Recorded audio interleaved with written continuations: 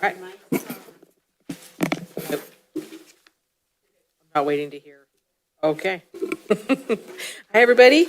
Welcome to the Planning Commission meeting of March 20th, 2023. Can we have the roll call? Commissioner Chan. Present. Commissioner Del Negro. Present. Commissioner Quigg. Present. Vice Chair Wong.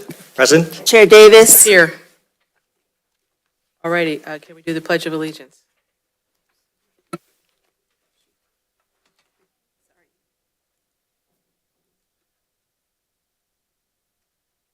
Pledge allegiance to the flag.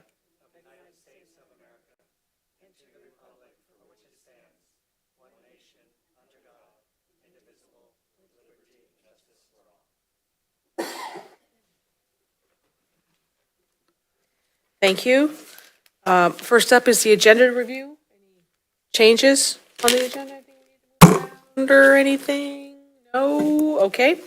We have one set of minutes to approve from January 4th of this year. Anybody have any comments or a motion? Make a motion to approve the minutes. I have read them and okay. I'll second. Cool.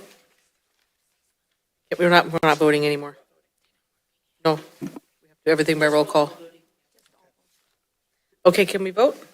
Commissioner Chan. Yes. Commissioner Del Negro. Yes. Commissioner Quigg. Yes. Vice Chair Wong. Yes. Chair Davis. Yes. Motion passes 5-0. All right, next up is public communications. This is the time set aside for persons wishing to comment on anything in the purview of the Planning Commission, but not on tonight's agenda. There's nobody here. Is there anybody online who would like to address us? We have no speakers. Okay, so we shall move on to number 4, the public hearing. City of MILLBRAE Housing Element Update. This is a public hearing to review the draft housing element update revisions in response to comments from the California Department of Housing and Community Development, or HCD, and recommend that the MILLBRAE City Council adopt the draft housing element update and authorize transmittal to the California Department of Housing.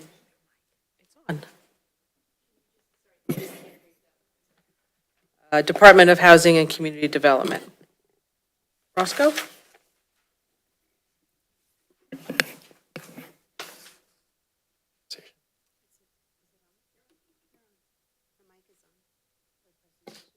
Station. Yeah.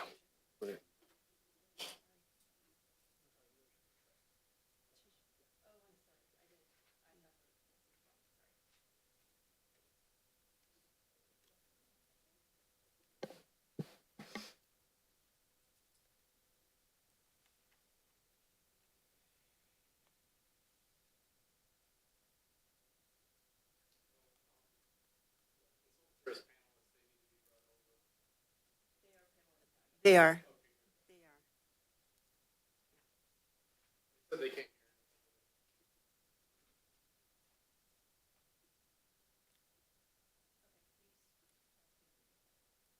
Testing. Okay. Can you guys hear me? Okay. Thank you. Good evening, Chair Davis and members of the Planning Commission. I'm Roscoe Mata, the Planning Manager here at the City of MILLBRAE, and I'm here to give a brief introduction and overview of the this item tonight, which is a review of the revised housing element in response to the Department of Community Development, Housing and Community Development comments that we received on our housing element draft that we submitted. I'll be making a presentation, and then I will also transition over to our consultants to discuss the responses to HCD comments, and then I'll wrap up the presentation. Next slide. So again, the objective tonight is to review the housing element update and to, in response to the comments from California Department of Housing and Community Development, and recommend that the City of MILLBRAE, Council adopt the housing element update and authorize transmittal to HCD.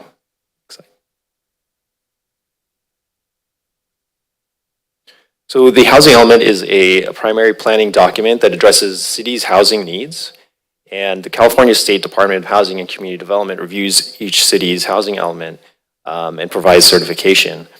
The housing element update that the Planning Commission and Council reviewed was submitted to HCD on October 26th of last year. Next slide. Since then, HCD has 90 days from the date of submittal to provide written comments to cities and counties.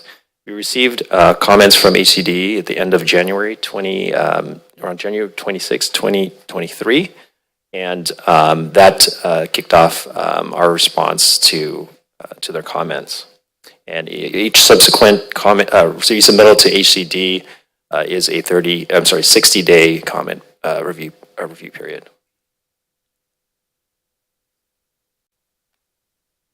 So now I'll transition over to our consultants to discuss and talk about the comments they received from H&D and how those were responded to.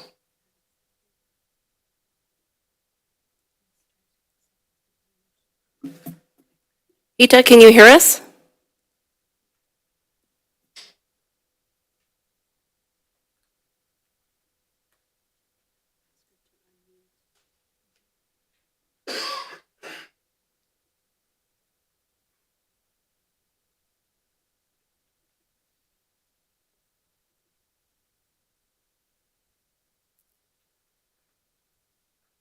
For those of you on Zoom, we're just troubleshooting right now. We understand you might not be able to hear us or speak.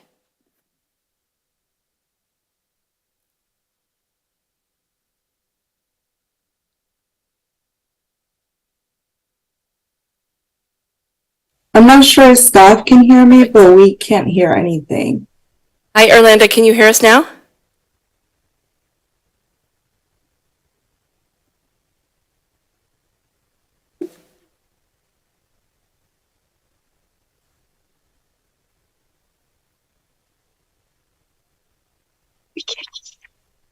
Orlando, can you hear us?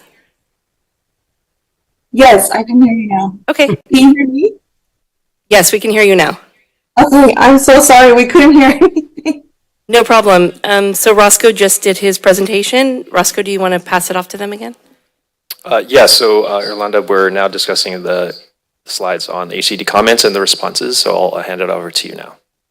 Okay, thank you. Apologies for that. We're kind of trying to figure that out over here, but thank you, Roscoe. And yeah, we wanted to discuss the comments that we received from HCD. Those comments included, this is like a high level summary, but they included programs to address housing mobility, which means that residents would be able to live wherever they choose to. Also, HCD requested more data and analysis on the RENA units that we identified in the site's inventory. We also had to provide some more information on income levels as far as like what they're going to pay for rent, the tenure, is it owner or renter, overcrowding, zoning, other development standards, building codes, and other miscellaneous things. And we also needed to provide more information on local land use pattern information. We just needed to clarify some of the sections and provide more context. We also needed to add to the analysis of the local development fees. Fees can be considered a constraint, and so we needed to provide more information on that to make sure that it isn't a constraint for developers. And we also needed to clarify land use allowances and processes, and also ensure consistency with the general plan, which is really just a statement saying that the housing element will remain consistent. Next slide, please. And as far as what we did to respond to the HCD comments, we did add new sections that would analyze the cost burden, which is how much residents pay in comparison to how much they make. Overcrowding, we needed to make updates on state laws that came up in the last year. things like the ADU ordinance and are we going to update it and things like that.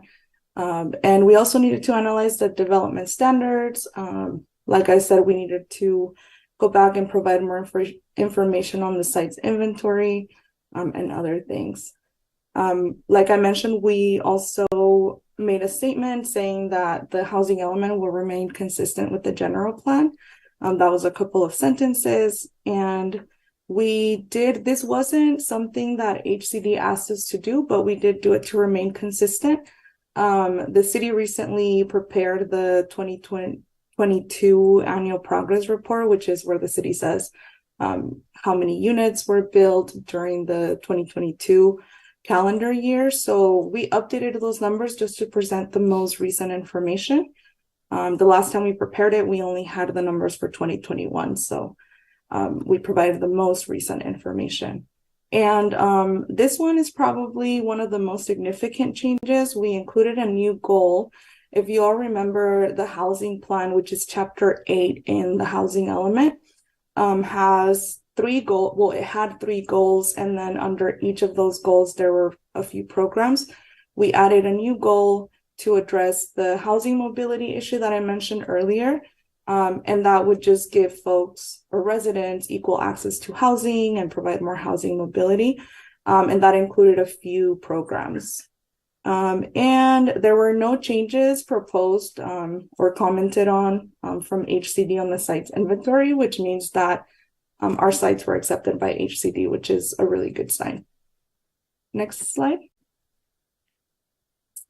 And like I mentioned, there was goal number 4, and that has to do with housing mobility, which was a big focus for HCD. And that included programs 48, 49, 50, 51, all the way to 54. 48 has to do with piloting a mortgage assistance program in the city, which would provide an opportunity for residents living in the downtown area or anywhere else to move into the single family areas by assisting them to buy homes. We also want to look at adding more density bonus incentives to increase the development of affordable housing units. And we also wanted to increase the allowances for affordable housing units in planned development zones. And the city works with 21 Elements, which is a regional sort of collaborative between multiple cities. And there are conversations about 21 Elements hiring a housing mobility coordinator, and that would be shared between the city of MILLBRAE and other cities. And that would help the city implement some of these programs. And then program 52, that is providing new housing choices in lower density neighborhoods. That's by providing incentives for SB9 units in the single family zone neighborhoods. And I'm sure you all know what SB9 is. That recently gave residents the opportunity to split their lots and in single family areas and like build a home for each of those. And then there would be allowances for ADUs as well. So if a lot is large enough, it could be split into 2 and a total of 4 units would be developed there. And that's just state law that every city has to comply with. Program 53, that's the by right approval of reuse sites. So this is approving developments by right on sites that have not been developed since any of the previous housing element cycles. So for instance, if a site was also listed in the 5th cycle housing element, the site's inventory, and it's now listed on the 6th cycle, the city would do its best to approve things by right that were being developed there. And we also wanted to provide some tools for financing infrastructure and development. This is a mechanism that the city can use to generate more revenue to be able to afford the implementation of these programs. And that is through either a CREA, which is a community revitalization investment area, or an EIFD. And I always forget the name of EIFDs. It's like an economic Oh my gosh, Kita, do you remember the name?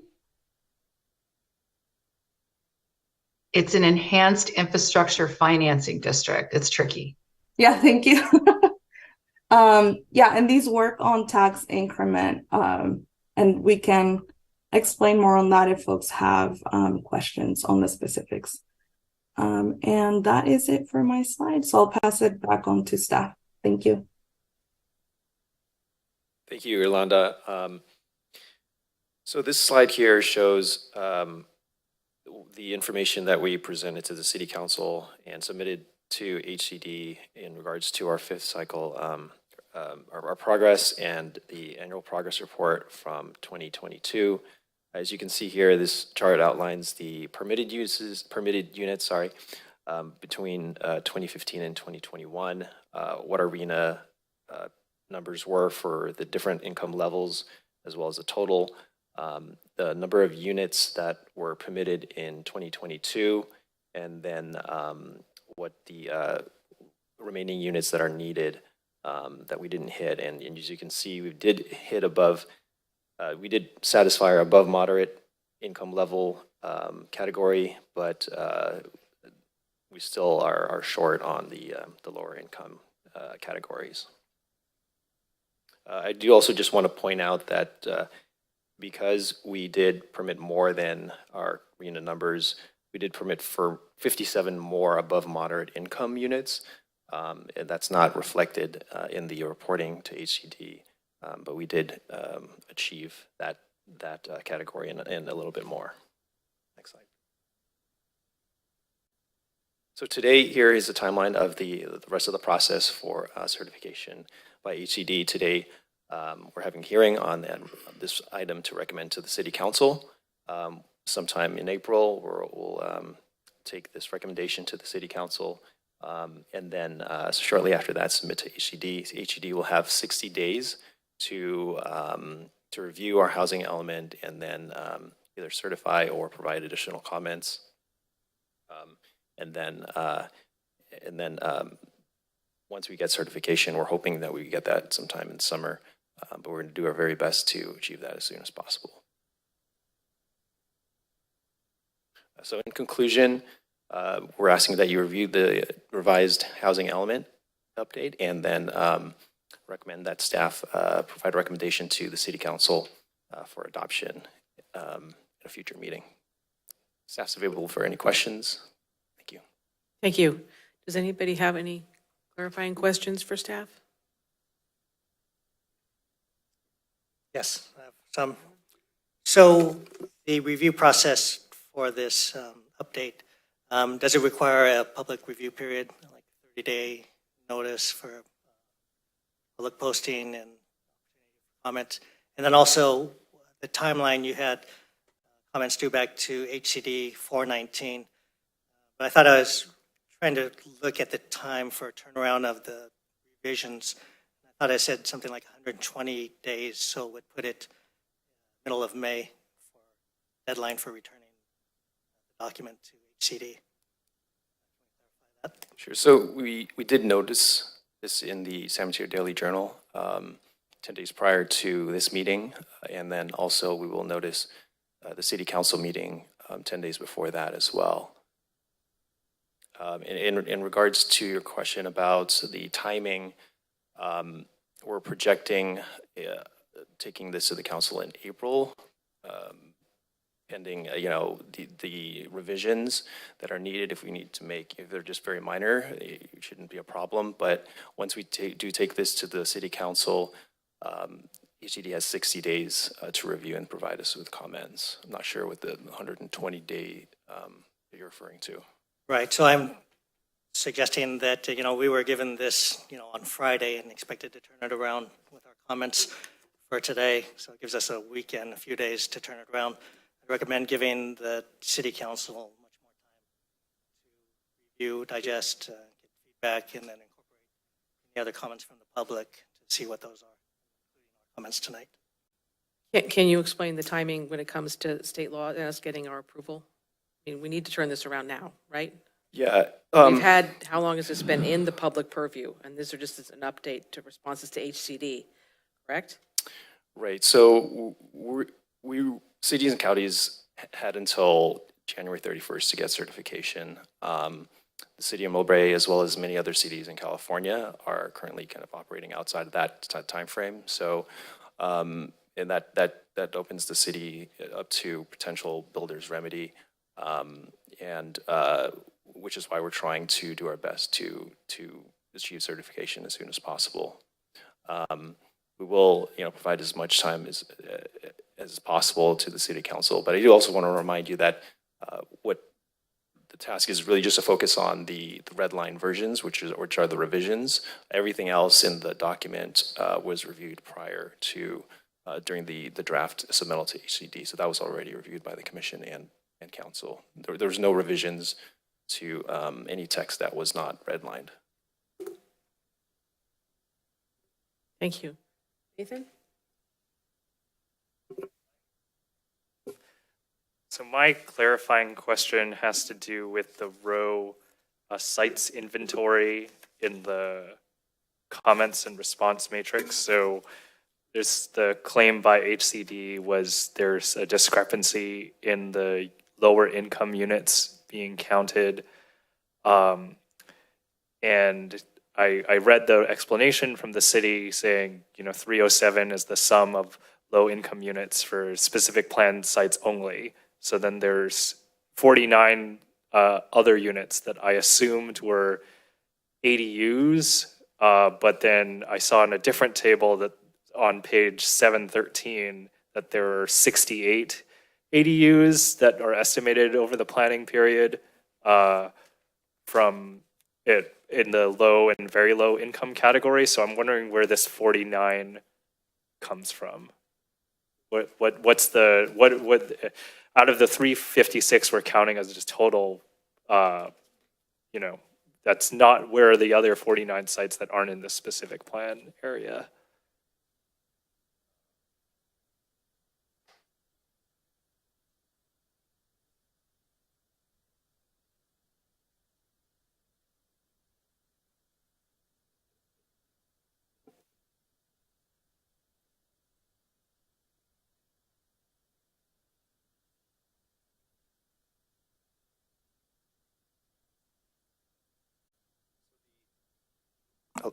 So the I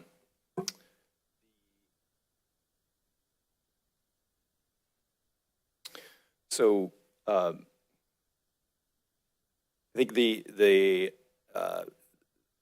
differentiation between the two numbers is that one number is indicates the sites for just within the specific plan boundaries, whereas the other number is the total, which is overall.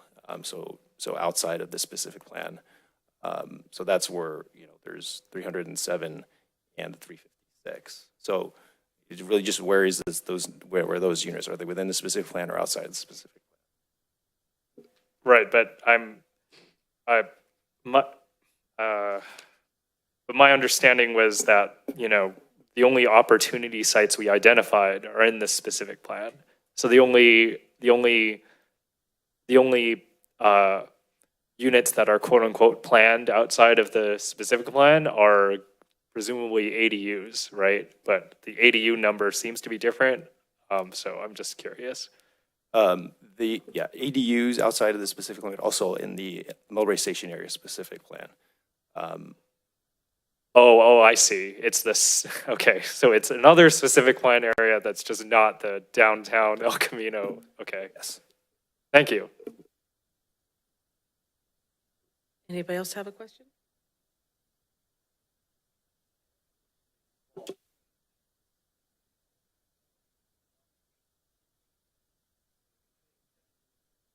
Is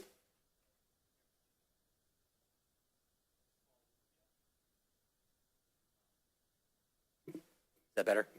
So what I'm trying to say is this is not just some small change. This is a significant draft change. This is 10 pages with a incorporation of lots of new programs involved in housing update. So yeah, I do agree to a large extent, for sure, about the fact that this is a significant change. Since Friday, I've been trying to dig through each of these plans.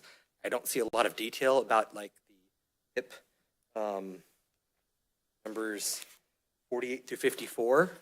They're kind of vague about what exactly is being implemented, what's being asked. I need more detail. I can't get through that even in this document in 3 days. I can't find what I need to understand. So I also agree that this is a lot to ask. And I do agree that city council is going to need more time. I'd be very apprehensive. I don't feel comfortable at this point even understanding these programs yet. I need some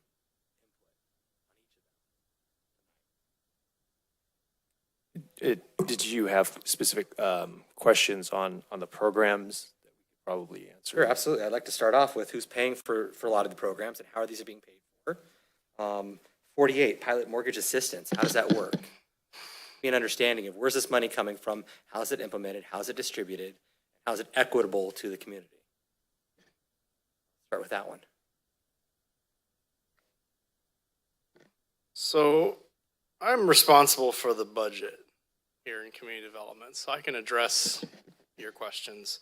And I'm going to bring up those sections tonight because if you notice in the table next to each one of these programs, it shows the funding source.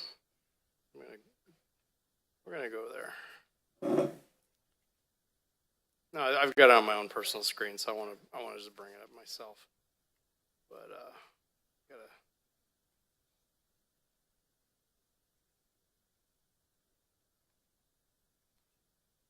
See if I can find it.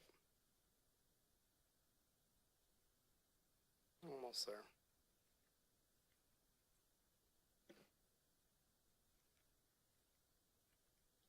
Can you? Oh, it's helpful to have the slide up from the PowerPoint for each one of those, the list, since we're going to talk about it. Yeah, go ahead. All right. So I'll start off with the pilot city mortgage assistance program. So the idea, and again, what you see for these programs is all that there are in the table. So there's really no meat to these programs. They haven't been developed. It's a concept that we'll take on. And these programs, these programs were put in at the request of HCD to beef up our programs related to housing mobility. And housing mobility, the idea is they get people from disadvantaged areas moving into more advantaged areas. In other words, you get people to help people move into nicer neighborhoods and improve the quality of their housing. And one of the challenges is getting mortgage assistance. We actually have we partner right now with HART of San Mateo County. We have done mortgage assistance programs in the past. When we had redevelopment, we had a first-time homebuyer program that ended. And the first-time homebuyer program, basically, the city uses whatever pool of available funds as the collateral for the loan. So we haven't fleshed out the program yet, but in the past, we actually used RDA funds for a program just like this, but it went away. And so what the city does is they basically provide like a small loan for a first-time homebuyer, so like to make a down payment. And that's basically how they work. And like I said, in the past, those were done through RDA. We had to stop that when RDA went away. And so that's really the thinking behind this program. The defaults in those programs? Has the city leveraged itself into a negative position? No, that didn't happen when we used to do it with RDA. The city has if that happened, we would basically take possession of the property or a portion of it. But when you're loaning people like 20,000, 30,000, maybe 100,000, it's less risky, because the property values are pretty high. But we did used to have a program like this under RDA. So those would all be worked out at a future date. Obviously, it would have to get approved by council, for those programs to exist. So the idea is to work on that program, to develop one. So we haven't developed yet. So the goal is sort of like here's the first step, if you think of it that way. I don't know if that helps kind of answer. It does. I understand that obviously the vagueness of it. These are Yes. concepts, not solid programs. They are, and that's for a reason, is because we don't have the ability to develop a solid program with all of this is this is number 48. We've got quite a few programs in here. So you don't have the energy or the time to do it. So what you do is you basically set the framework for doing that later on in this housing cycle. Obviously, a couple of these programs, yeah, keep going to the chair. Okay. Some of these programs seem more specific than that one. Yeah. Let's talk about HIP 52. Okay. What are the incentives that are being provided? Actually say we're actually adding new incentives. Are there identified incentives for SB 9? It doesn't necessarily have to be financial incentives. An incentive could be an easier permit to get. It could be a streamlined process. It could be allowing someone to build maybe a bigger unit than they might ordinarily be allowed to do. It could be like related to a density bonus. So when you say incentive, it doesn't necessarily mean financial. It could be a wide variety of things. But again, just like the other programs, we haven't fleshed out the details yet, but we have to. When I read the document, it seemed more like the HIP 52 program was going to provide more communication, more knowledge, not actually provide incentives. That's part of it, yeah. That's part of the program. I mean, you have to let people know that it's possible. A lot of folks don't know that SB 9 exists. Two different things. Telling people what they could do versus trying to help them do it or enable them to do it further is right. Active versus a proactive, passive approach.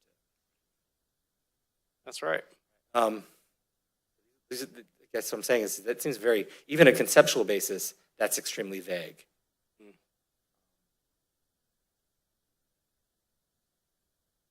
Now, I should point out too, that we're hopeful that HCD accepts all these programs, but they may come back with comments saying, don't be so vague, you know, and we may have to go through this again. We're hoping we don't. That's not usually how things work. But again, we have to be vague to some degree because we don't have the resources, obviously, to flesh these out right now. Maybe you can expand a little bit then on HIP 54. I'm looking really at the three ones that are costing the city money. Yeah, that 52 one's and 54. Yeah, that one's intriguing. So as I remember, I mentioned early on about how we used to do first-time homebuyer assistance programs when we had RDA and RDA went away. Well, there are some tools out there to create programs a little bit like having an RDA, but not quite.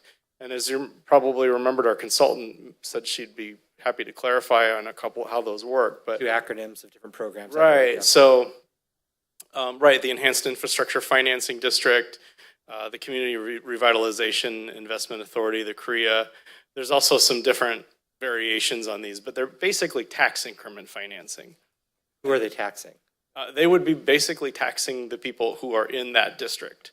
So you have to create those districts. That's how a community benefits district works, is that people pay into those districts. But it also allows you to impose bonds. Now, sometimes those bonds have to be approved by the voters. Each one of these programs have different regulations, different systems. So I don't know all the details off the top of my head, but some of them may require a 50% vote on a bond measure for it to pass before you can get your tax increment financing at an election. Some of them have different standards for that. But what we would be doing is we'd be investigating in the next, the housing cycle's 8 years. We'd be looking into somehow creating some kind of local RDA equivalent to help us do these things that we used to do. Are these districts usually citywide districts, or they're within community areas? Both. They can be both. It depends on what you want to create. They also could involve a neighboring agency or another agency. So for example, if you do a CREA, you have to partner with some other public agency, and you have to do it together like a joint powers authority. So it could be. There's a lot of variety in that list too. A lot of different kinds of programs. These will be funded by every taxpayer, every property owner, everybody. Well, they would have to approve it. The voters, most of these, it's my understanding, if not all of them, I think they have to come to voters to some degree to be approved, because you can't raise revenues without going through the voters.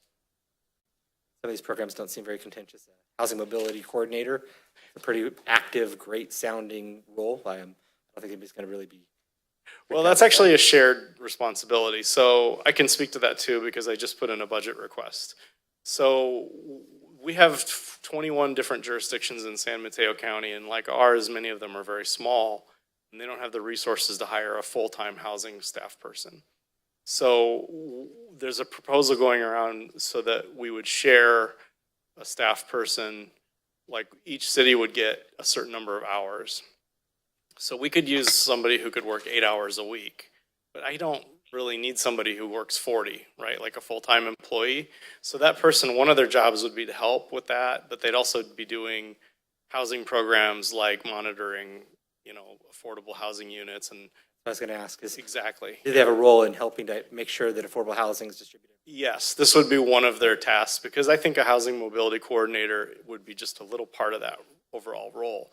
So then we would have this on-call person and we would pay them for up to 8 hours a week, and they would. And I've already requested this in the next budget. Great.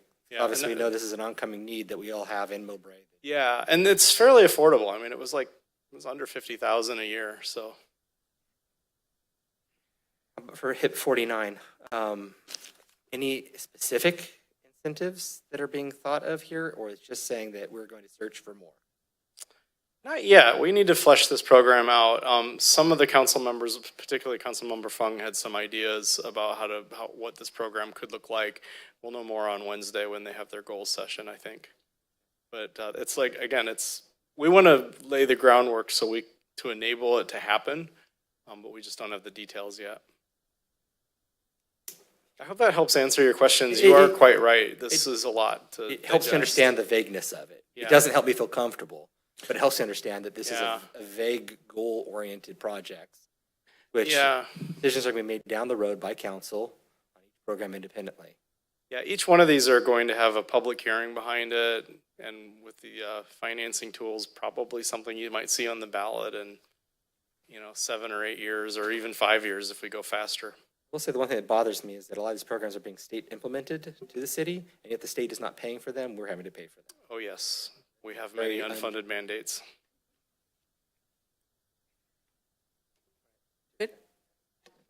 So elaborating on these HIP programs, there's a good table in the back in Chapter 8 that lists them. I see potential funding. But the question also I have is that what is the impetus behind them? Are they required, or is this a wish list from the state? Or is there, these assembly bills, the state bills, they're just for the housing, they're just coming fast and furious. And I think, imagine there's going to be a lot of challenges to them also, so that it's good if we have this table and then almost even as an appendix so that we can keep track of them. There may be more that we have to add, or maybe some that are deleted, so that we can not exactly codify it in our plan, but if they're required, then we know they're required, and then we have more priority for implementing them. So many of these. I mean, here in your slide, you're up to number 54.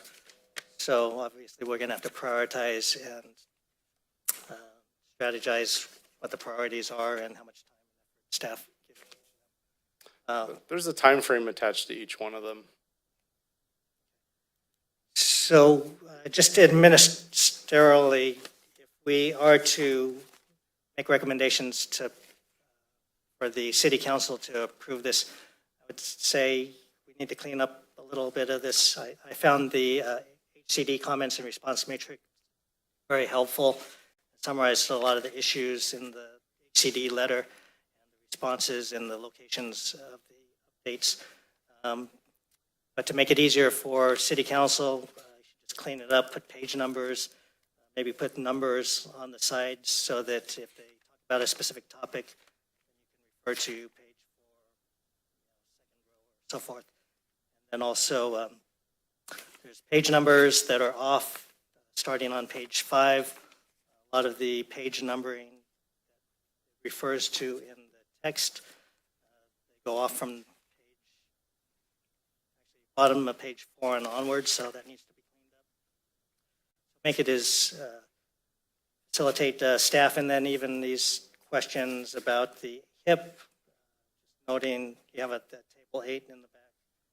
So even noting that some have been addressed, are currently being implemented, or if they're outstanding and it hasn't started yet, the status of each of those. way to keep a crib sheet or a track record of what's been addressed and what is just put out there right away for the state because in response to the state. So I'm trying to make it as easy as possible for the council to review, and if we approve this going to the council, it has to be legible and clear, like these questions here. Thank you. Kathy? No? Yeah, I had an additional question about the HIP 49. There's another, one of the other programs mentions density bonus, HIP 27. And in that implementation program, it does sort of talk about potentially going above and beyond just updating the density bonus to be consistent with state law. And this sort of says the same thing. So why, what's the way these two programs interact? What's the reason why they were separated? Why this additional program was created that it wasn't sufficiently captured by the earlier version? I can speak to that. So HIP 27 is an update to the density bonus ordinance. The city's density bonus ordinance hasn't been updated to be consistent with state law. So that particular program is just making sure that we're consistent with the state regulations. And the additional program, I believe that you spoke of, is to provide additional potential additional incentives under the density program. And the reason why those two are separated is because one, we would have to do to be consistent with state law, and the other one we would have to, is an additional step beyond that. So we'd want the city to be able to decide, hey, maybe this incentive is not appropriate, maybe we choose a different incentive. So there's two different efforts. Great, thanks. Chris? I had an additional question about our housing mobility coordinator and whether or not they come with some help with grant writing. This has always been a problem for the city, is getting grant writing, quality grant writings. Park and Rec, we struggled with finding quality people to be able to do grant writing for the city at cost. Yeah, the good news is this shared housing person would also have that ability. We can add that on to their tasks.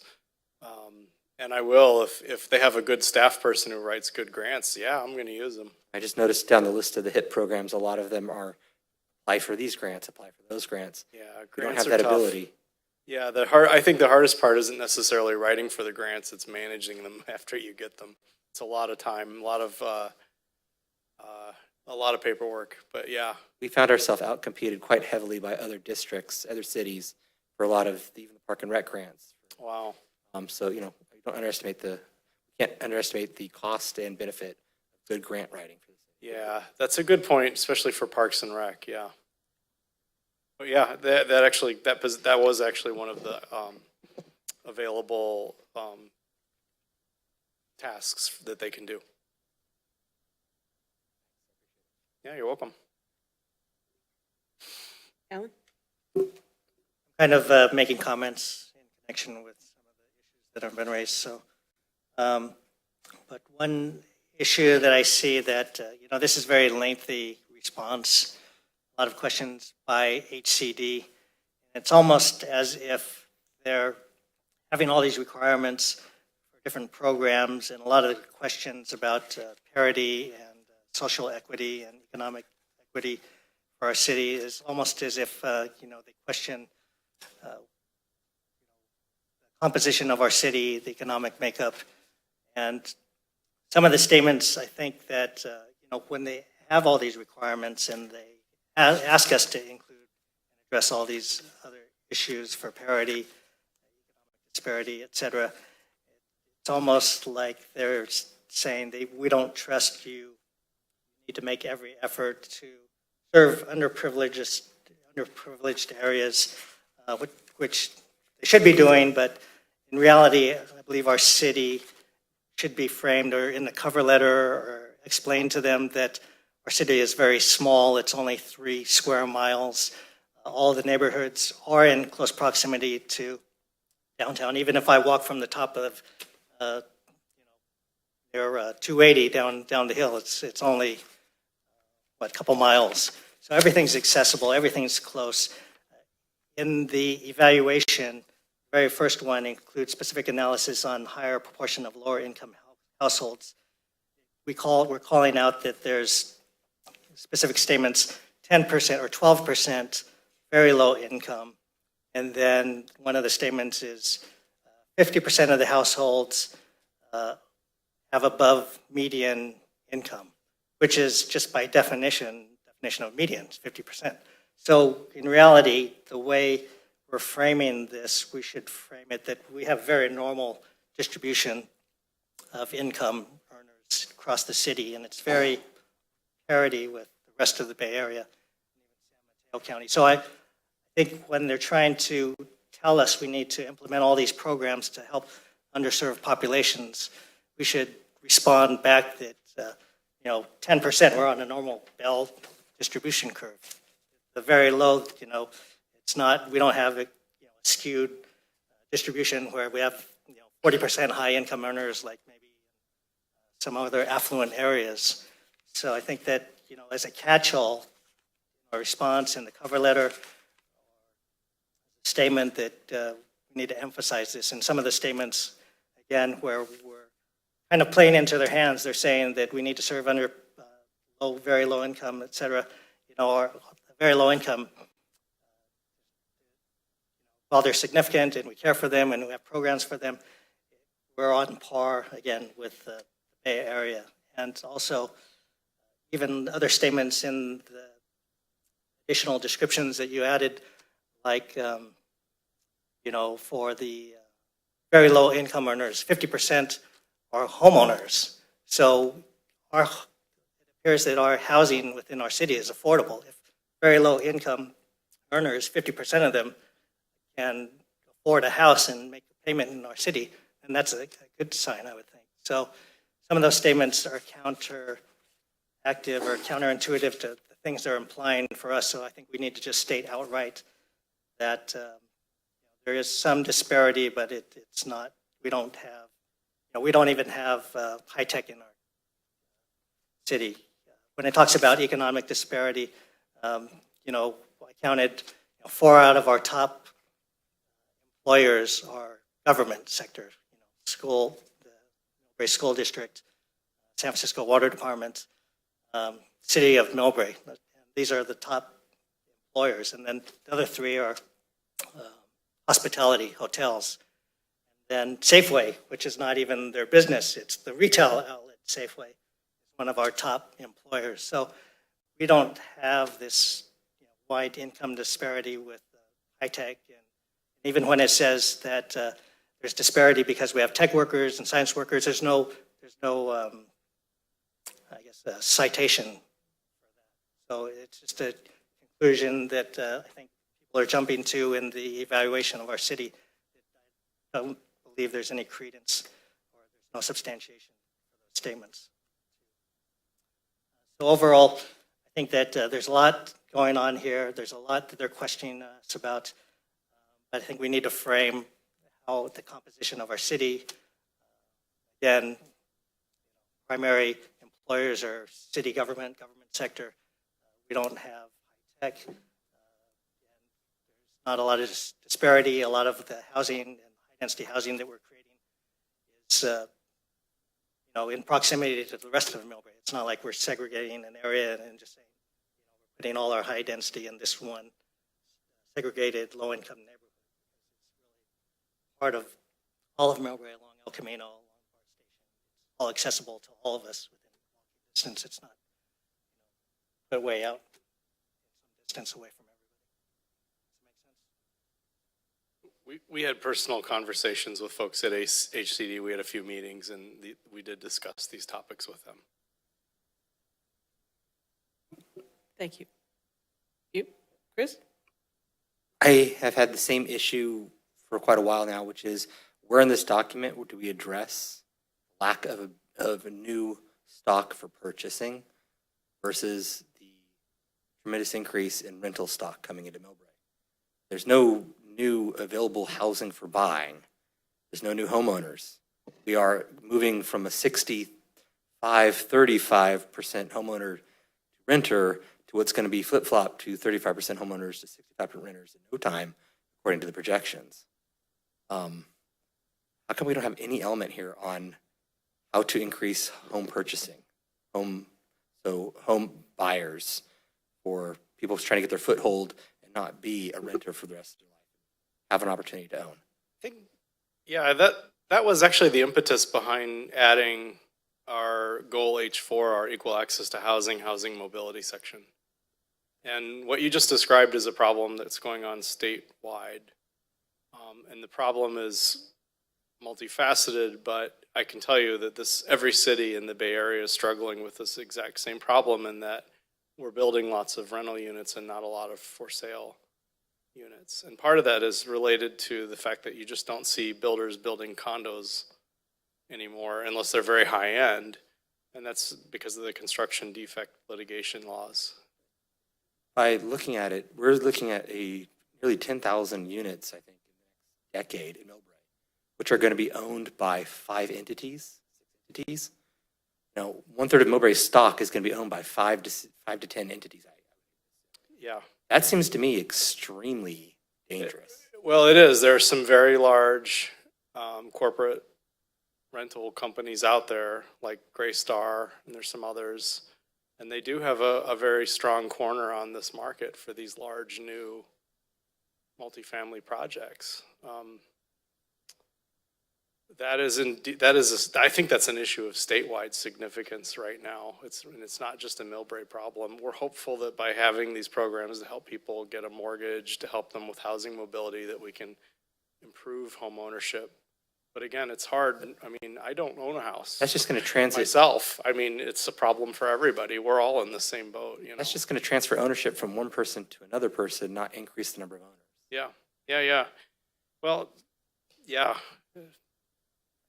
Yeah, I agree. It's the gorilla in the room.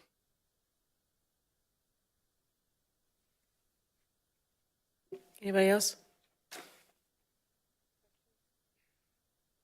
I No? had a comment about something else I'm interested in. We should do It is public. it is a question. It's a question? Yes, it is a question. Frame it towards a question. On the parking section of the HCU conversation, there is a point from them about, this is on page 5, the point to them on the end of parking about a program should be added to address the constraints as necessary associated with parking. Would asking large developments to provide shuttle services to downtown and to the train station be such a program? Or is that considered a constraint?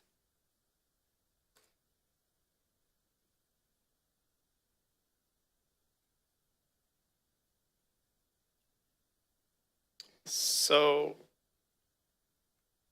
something changed in the universe on January 1st this year. And you've probably heard of AB 2097. So we no longer have the ability to require parking minimums within a half mile of transit. So I suspect that comment was probably not aware of that factor, because that's a pretty big area. One of the developments that's going on in MILLBRAE is half mile from a bus stop, half mile from a train station, not a high density transit. It's literally a Trans bus stop for a bus that comes more than 15 minutes apart, so it doesn't even meet. Yeah, that wouldn't qualify under AB 2097. You would think it wouldn't, but the current developer is thinking it should. But my question is really about, if you are going to have developers who are not going to provide parking, can we ask them to provide shuttle services as a way to mitigate that at a lower cost than would it be to actually develop parking? I think you can through a TDM program. I think you could if you can connect the traffic impact to the project on a case-by-case basis. And I think we will going forward. I mean, that we're going to probably have conditions, that require projects to provide transit passes, to provide certain amenities for getting around when they're in those situations. For the projects that we've seen, that even if they're not required to have parking, we're still seeing them put in some degree of parking. Even our SB 35 projects are building some degree of parking. But is providing a shuttle a constraint on a developer? It depends. If it's freeing them of a bigger obstacle by providing a smaller obstacle. Yeah, the problems with shuttles is they're a long-term cost. So most developers really don't like to see a recurring cost like that. And the other side of the coin is they're often not very economically feasible for a small group. So, yeah, I would say that would be a good case-by-case question. But even still, we're going to talk a little bit about SB 35 on the agenda this evening. We're still seeing people put in parking when they're not required. Thank you to the chair. Welcome. Questions? Done? Nathan, go ahead. Sorry, just one more, and this is definitely a question. So on page 379, there is a discussion about CalEnviro screen scores for 100% of the sites being planned. And it says that it scores low primarily due to the airport. And I was a little surprised by this. I would have thought that the El Camino 101, the Caltrain until they electrify would be major sources of that kind of pollution also. So just curious, surely, I guess there was an analysis that was done that's concluded that SFO was the majority, but what was the actual breakdown, if you happen to know what that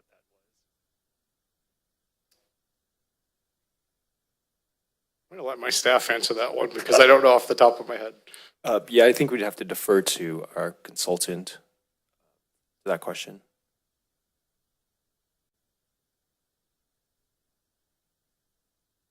Sorry, I'm unmuting myself. Yeah, so CalEnviro screen will provide a grade for every census tract. And it did end up being that the census tract that's right next to the airport was the one that had some of the for CalEnviro screen is the highest score. So the higher the score, the higher the percentile that the census tract is affected by the environmental issues. And that census tract was the one that had some of the highest scores. It doesn't really say how much of it comes from the airport and how much of it comes from the other mediums of transportation. But we did make the assumption that most of it came from the airport because the tract that's right by the airport had the highest scores in the CalEnviro screen.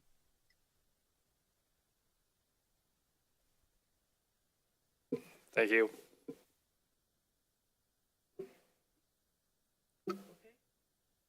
No more questions? Should open up for public comment. Nobody here? Anybody out there online? I noticed a public hearing. Yeah. That's what we're trying to do, see if anybody wants to make any comments. I don't see any speakers. Okay, then. Can we have a motion to close that? I'll make a motion to close public comment. I'll second that. Thank you. Votes? Commissioner Shan, Yes. Commissioner Del Negro, Yes. Commissioner Quigg, Vice Chair Wong, Yes. Chair Davis. Yes. Okay, Motion passes 5-0. Public comment is now closed. thank you. Now we can have proper discussion. More people would like to say? Want to kick it off? Or make a motion? I may just add a couple sentences. Okay. So revisions, a lot of revisions are done. Pretty thorough. There were some things that were missed. I found that, like even in the comments and response matrix, there's a difference between just making a statement versus HCD asking us to analyze something. So some locations might have not have been as thorough as other sections, and especially like in the whole table, I noticed that some of the items near the very end, on the last page 10, kind of like the comment matrix kind of skimmed through the last items that the HCD commented on, and was kind of not as thorough. In lieu of that, again, I'd recommend that they have good cover letter or statements framing the city's efforts to provide affordable housing. There's so many requirements that should be put in context that we're making every effort to do that. Our city is small. It impacts everybody, the housing, the high density neighborhoods, even all these issues about environmental issues such as airport affects everybody, not just people on the east side of El Camino. Very loud where I live and across our neighborhoods. Everybody hears airplanes. If it's not airplanes, we're right next to major earthquake fault, San Andreas. And the people up in the hills are next to 280, so there's freeway traffic there, noise, landslides, potential, a lot of issues in our city. So even though we are trying to do our best to take care of people east side of El Camino, people across the city are faced with a lot of the same issues, airport noise, et cetera. And now we're dealing with landslide potentials and trees falling down and wind and so forth. So we got to get somehow it across to HCD that we're trying to do the best, and don't have big disparity issues across the city. If our income distribution is looking like a very normal Bell distribution curve. Some people may argue against that, but that's the way I see it. And that's how I think we should frame it. Make it easy for the city council, just clean up the response matrix, add page numbers, numbering. I suggest having a 30-day review period, make sure the HCD even commented on that. What was the outreach to public? And while there's tremendous amount of material in here that shows that there were meetings held for stakeholders, I think we need to do a lot better job in opening up those to council, planning commission, and notifying the public so that we engage the public a lot more. So like even right now, if there's only 3 days for us to comment on it, the public probably has less time to digest and think about this. So to get out that 30-day notice as soon as possible before the city council meeting, let them know that this document exists, send it over, the link to them, so that they have more time to digest it. And then lastly, I'd suggest updating that HIP matrix to note what projects are, in other words, in the pipeline versus being implemented right now versus just put in as a startup discussion. I'd make a motion if we approve this to include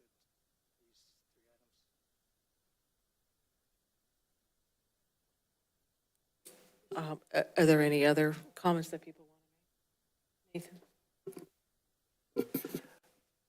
Nathan? Yeah, so I just want to echo what Commissioners Wong and Del Negro noted about the noticing of this update. I know we had the housing element update website, we had the general plan website, and there was ample notice anytime a major draft of those documents was released to review those. And as far as I know, the only notification that I got was because I'm a planning commissioner, and presumably if I were a member of the public, I would have been notified if I had subscribed to updates from the planning commission meeting. But I am a subscriber to the HEU, the Housing Element Update list, and I don't think I ever got a notification of that. But otherwise, I'm really excited about all the programs in Goal H4. I think they're all very creative and very forward-thinking. And yeah, I have noticed that the council last year talked about density bonus updates, which I think have a lot of potential for fast tracking and enabling more of the deeply affordable units that we so desperately need to be built. I noticed in a lot of the early parts of the constraint analysis, like pages 328 through 33, there was a lot of discussion about how the city's lot coverage, FAR, and setback requirements are typical and don't present a constraint. And I'm not so sure of that. Between setbacks, lot coverage, and FAR, I worry that that kind of over-determines the system. It really constrains what you can do on a lot. And you don't have to look very far in amongst all the different neighborhoods, surely, to find at least one house that is non-conformant. And if it were to be redeveloped in any way, especially if that homeowner is interested in an ADU or SB9, which we are studying the potential of talking about it and notifying people, arming them with knowledge. That knowledge is not very useful if ultimately all of these regulations that we put in place do act as a constraint, and then they have to come to us to ask for some kind of variance or exception to move forward.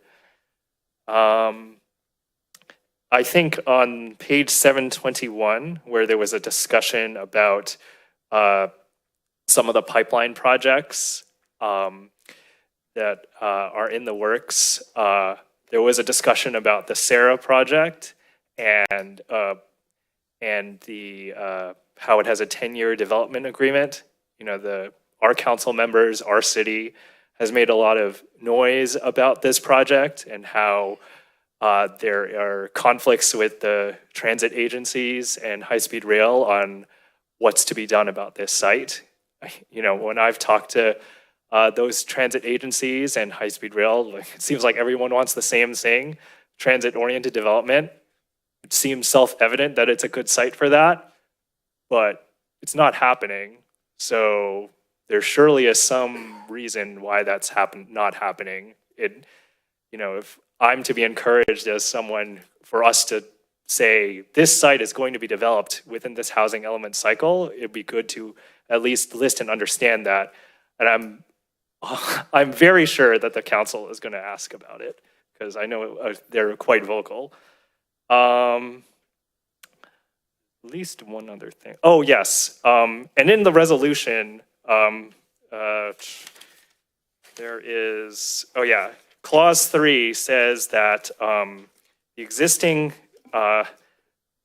non-vacant sites are likely to be discontinued during the planning period. And I'm sorry I didn't bring this up the first time we saw this. But now that I'm reading this language, I'm sort of skeptical that the site identified where Trader Joe's is going to be redeveloped in the next 8 years, given how active that is as a store and how much sales tax they surely generate for the city. I know in San Francisco it generates a lot per square foot across all of their stores. And so, the property owner, I know that the stated reason was that, the owners of MILLBRAE Square asked the city about developing. And I know they own a lot of land in the city. And maybe that's why the city decided to say, well, everything that they own is an opportunity site because they're interested in developing. But I do think we need to be careful about distinguishing between some of the sites that are seem underutilized and some that are very actively utilized. And I'm not saying that, I'm sure there's a way that the very active retail could coexist with some kind of mixed use on top of it, but I need to be a little bit more convincing on that front. But otherwise, these criticisms aside, I think that there's a lot to like in this update. And so those are my comments. Thank you. You down here want to make a comment?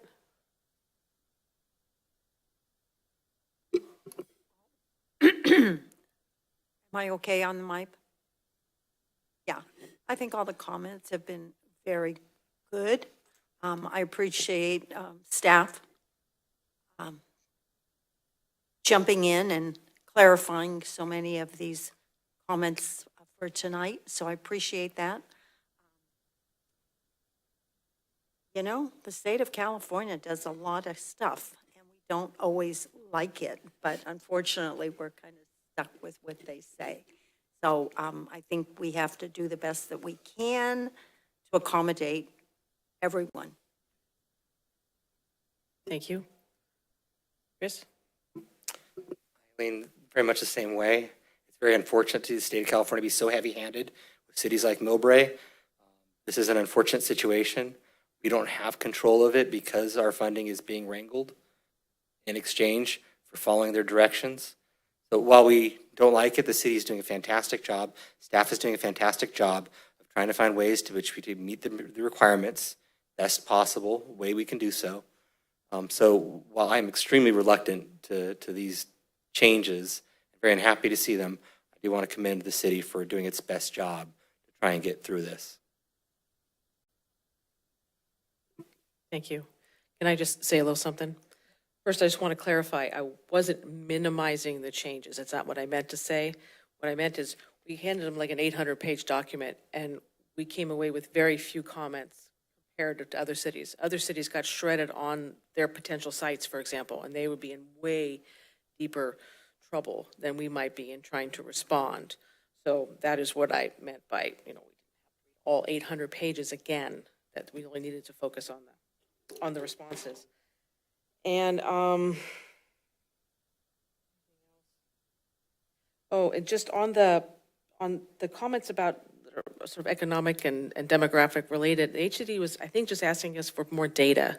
We can't respond with intentions or the flavor of our town or anything kind of squishy. I mean, we need to give them data if they wanted more about low income this or mobility that. We had to present data back to them. So I think that is important to note. And then, if reminder to everybody out there, if you don't like what the state is putting down on us, we need to lobby them. There was an example given of why aren't we building condos? Well, because there's laws that discourage people from building condos because they're afraid of being sued. So perhaps that's a way for people, for people to go after. Just a suggestion, but we have to talk to our state people if we don't like the laws they're putting down on us. With that said, do we have a motion? No buttons, just say it. I get to do it? Sure. I make a motion that we recommend that the city council adopt the draft housing element update and authorize transmittal to the California Department of Housing and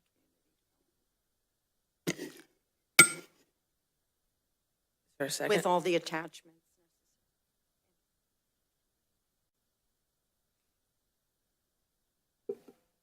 Commissioner Wong, could you just restate your initial, you were asking for some changes, right? I'd suggest adding conditions just to clean up that response matrix, add page numbers, et cetera. Very editorial, and add item numbers to it, make it easier for the council to review. Secondly, we suggest giving them or posting a 30-day notice that this matrix, this update is out, so I have a chance for public comment ahead of the city council review, and including giving notice to city council that this draft is out. And lastly, updating the Tier 8 HIP table to note which policies, it says policies implemented, but it could be clear to add which policies or which programs have not yet been started. So do you want to make that motion and I retract my motion? I'm a little confused. I'll ask a question too. I'm fine with, cleaning up that one table, the matrix. That sounds great. I don't understand this 30 days notice. I mean, these are all public documents and there's legal requirements of when we post things, but this stuff all gets added to websites and whatnot. Can you clarify on that? Yeah, I don't know that we need to do any of that. And I thought the table did have notes about what's now, what's later, and roughly short-term, mid-term, long-term. You help us? Roscoe, did you want to say something? Or? Sure, I can be happy to. So when we first reviewed the housing element the first time, the draft, we set up public notice 10 days before, and then we also, 30 days after that, held a city council meeting. We were accepting comments all throughout that entire time until we submitted the draft to HCD. So HCD says that the moment you notice the housing element update to the public is when the public comment period opens. That's when it starts. And so they've clarified that we start that clock. So in terms of this comment period, when we sent out the notice 10 days ago, that's at 30 days. We'll continue even if it's more than 30 days. If we hold the planning commission, city council meeting end of April, that'll be more than 30 days to give people adequate time to review and then send us comments as needed. Subsequently, when we do submit to HCD, if we do get comments after our submittal, we'll forward those accordingly. So that 30-day thing, that's already covered. We don't need to do anything different than what we're already doing. We are covered under the HCD guidelines for public comment. And I'm nodding my head, He's yes. agreeing, Oh, right? okay. He's I'm going, agreeing we with don't you. need to do Sorry, I that. heard you Yes, say I agree something. with you. And then Mike Conneran has his hand raised. He might want to add something. Yeah, just 2 points. One, I believe the April 18th date is 29 days from tonight. So I think that also provides an adequate amount of period for comment. I'd also just recommend that the commission was given a resolution that contains a lot of language that would be good for you to approve. So I appreciate making a motion, but if I would just suggest you approve the resolution unless you have some changes to it. Thanks. Thank you. So there is a motion on the table. Does anybody want us to second? Can I ask a clarification? Sure. So right now, what we're asking for is just some corrections on pagination, and that's it, one element. Yeah. Yep. And that, I don't, special condition or anything, I mean, you'll just, Request. that's just, you can, Yeah, through the chair, and we would be doing that anyway. There are some typos, there are some errors in errata that we will be cleaning up before this goes to council. So as far as cleaning up tables, adding numbers, absolutely, we'll be doing that before council.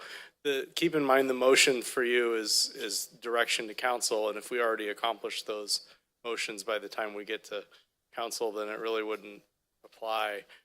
So what we're looking for direction is really related to the content, not necessarily the editing that we're going to Right. fix anyway. so there is a So is my motion. motion, okay. I think your motion is still okay. Do we have a second? I really think council is going to ask about high-speed rail in that Sarah project, so that's a friendly suggestion.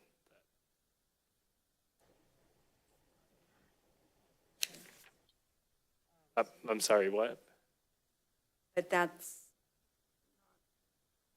purview to do that. What we're going to recommend is this, and the city council final say.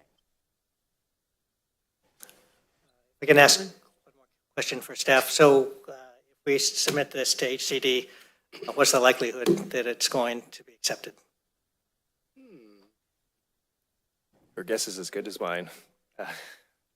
We did have a conversation with HCD prior to starting on the revisions to get clarification, and it's our hope that that conversation, the guidance provided by them would result in certification. But so we're hopeful, but we don't know for sure. Chair. Kathy?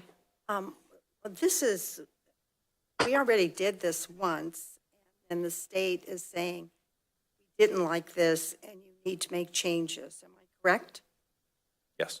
Okay, and we've had consultants working on this day and night. They've answered everything. So what more do you want? Assurances that What more do you want? rather than passing it to council if it's not in shape. I mean, we're not consultants. Maybe that is an that a question expert for on the this. consultant? Then? I think they've left in what they've answered and is kind of vague for a reason, I would think, to give us a little bit more opportunity to work around things. And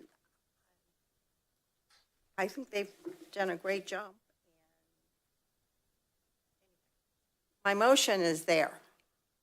Does anybody want to make a second? And if not, somebody please make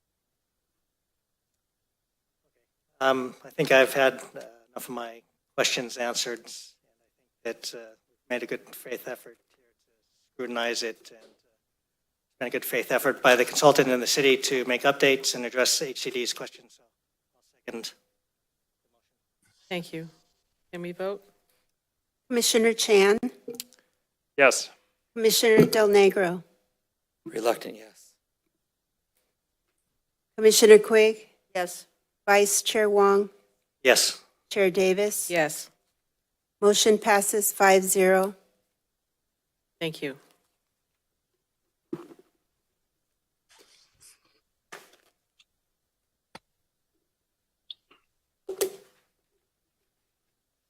Right, we have no new business. And we do have a staff update, Yes. SB 35 So- projects. On February 28th, Community Development Director Andrew Mogensen provided an informational item to the City Council regarding the status of our city's two SB 35 projects, 1301 Broadway and 13140 El Camino Real.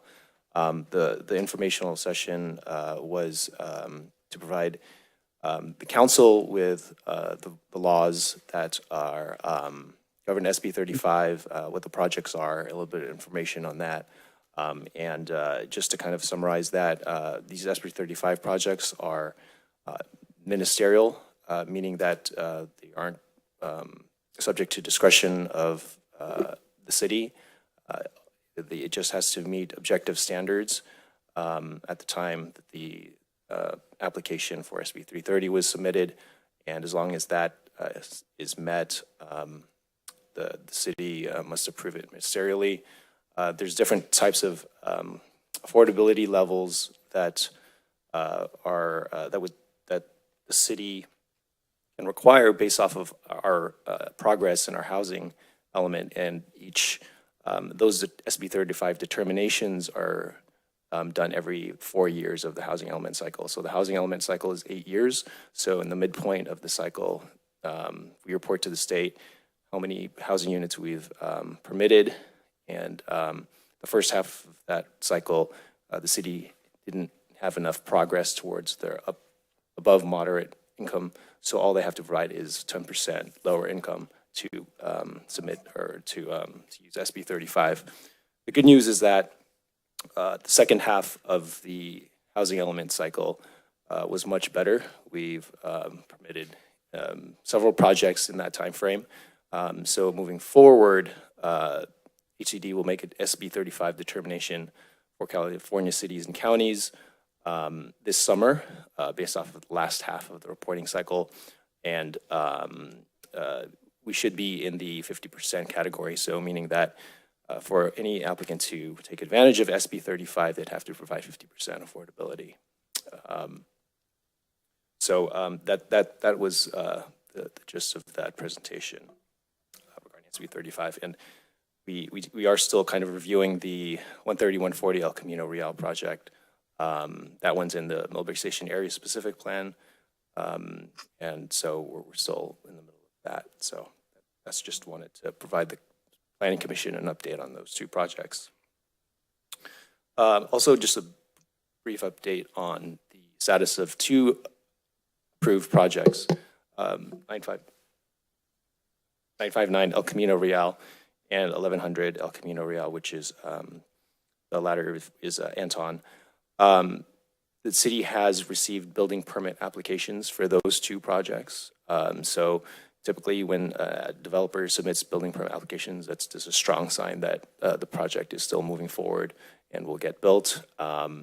So that is currently under review by our Public Works, Building, Engineering, planning, fire departments for building permits.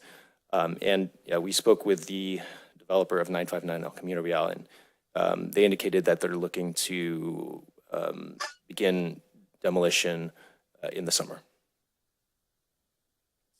Projection. 1100 El Camino is still under that review process too. Thank you. And just so everybody knows, 959 El Camino is Office Depot, and 1100 El Camino is El Rancho, because not everybody knows the numbers. So, Roscoe, did you say December or this summer? I'm sorry, this summer, so July. Okay, Yeah, thanks. July. Which one starts in July? The project, the Office Depot redevelopment, probably break ground in July. Thank you. Did you have another update? Popped up over there? No, I just wanted to say hi You can say hi. again. That's an update. Yeah, I mean, this is my first planning commission meeting, so. Did you ever say your name at the beginning? Yeah, no, actually, I haven't really introduced Why myself. don't you introduce yourself? Formally, I said hi before the meeting started. So my name's Andrew Introduce yourself to the whole Mogensen. public now. Yeah, absolutely. My name's Andrew Mogensen. I'm the new community development director. I started back in January, like mid-January. So it's hard to believe it's already March. So coming up on 2 months already, and I haven't been in a planning commission meeting yet. But I'm excited to be here. I'm happy to be here. I'm happy to help the city move in the direction that that our electeds and appointeds direct us to move in. We're very excited about the housing element update. We're hopeful that HCD will certify it this round and we can get it done and get out of this builder's remedy fog that every city is in right now, and we're not enjoying that. It is a very strange process going through a housing element update. It's very strange for us as staff. It's strange for the public. It's strange for you. It's one of these things that you do every 8 years. And 8 years ago, it wasn't this complicated. And I think this is really by far a lot more complicated than it was the last time I did a housing element, which was for the city of Concord a long time ago. So I came here from the city of San Leandro. I was there for 7 years. I joked that I got caught in a storm and washed up on the other side of the bay, and MILLBRAE gave me a job, but with all the rain that we've had. But it's very similar here in some respects, and not so much in others. Obviously, I came from a city that's adjacent to a major airport, just like MILLBRAE, a city with similar geography. Similar challenges, although San Leandro is a lot different because it's a lot bigger and it has a lot more industrial, very heavy-duty industrial projects, whereas that's not really something we see here in MILLBRAE. But it's exciting. MILLBRAE is a fun city. It's a wonderful city. I mean, think about the resources that we have available with our downtown, El Camino Real, the transit station, We really have good bones in the city for planning, and we're very fortunate for that. And that's why this housing element was so much easier, is because we've got the foundation in place to build where it's needed. So we're pretty excited. I think this is going to be a good housing element update. I have the fortune of coming from a city that had their housing elements certified by HCD. So I know what it's like. I've gone through this whole process. They got certified, oh boy, like back in January, I think. So, but they also had a lot more opportunities for housing development, and they had a different, obviously a much different situation. I think in San Mateo County right now, the only city that's been certified is Redwood City, if I'm not mistaken. Roscoe's nodding yes. So this is a challenge for everybody in this county. It's a little bit different over here in San Mateo, but we're hopeful. We think we're in good shape.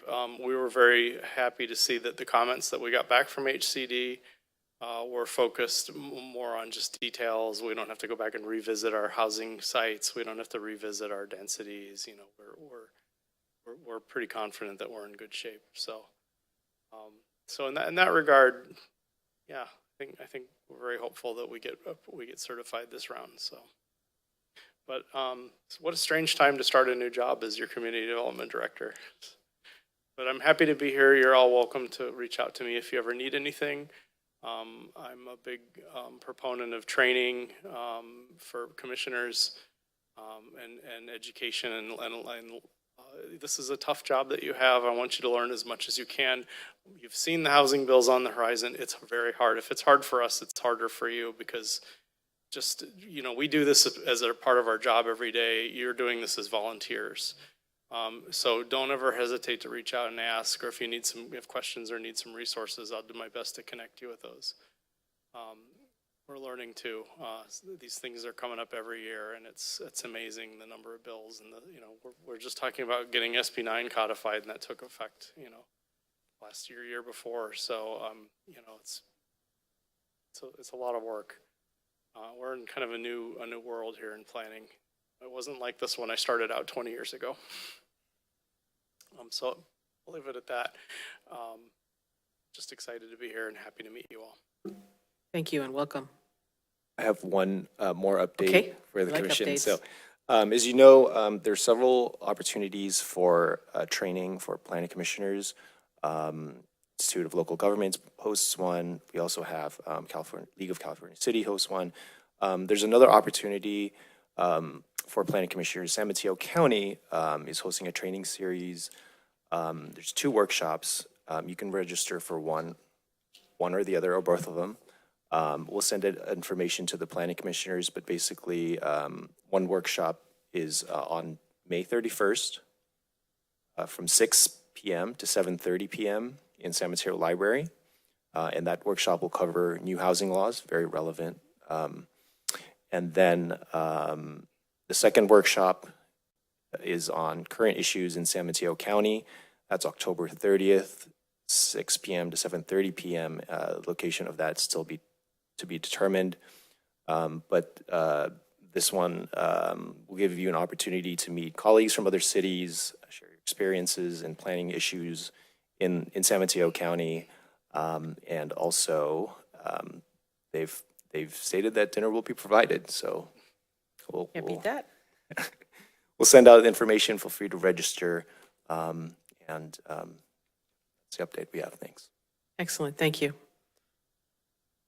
Do you have any announcements? Yeah, just to my friends in the water department and across MILLBRAE, happy St. Patty's Day. And then today's the first day of spring also. So.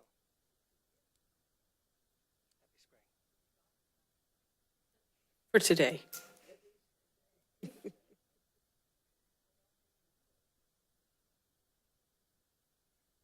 Any other announcements? All right. Thank you very much. We're adjourned. Thanks.